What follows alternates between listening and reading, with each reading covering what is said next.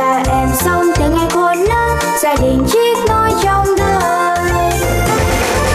Yêu mến chăm sóc luôn giúp nhau, bao ngày vui chơi hồn nhiên hạnh phúc. Nghe lời khuyên dạy tin cậy an tâm vui sống trong niềm tin Chúa ban.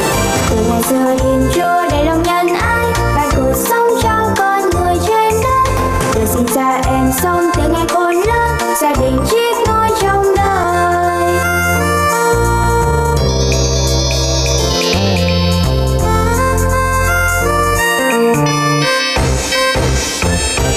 Yêu mến chăm sóc luôn giúp nhau, bao ngày vui chơi hồn nhiên hạnh phúc.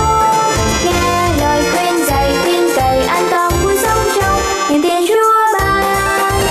Từ ngày xưa Thiên Chúa đầy lòng nhân ái, ban cuộc sống cho con người trên đất.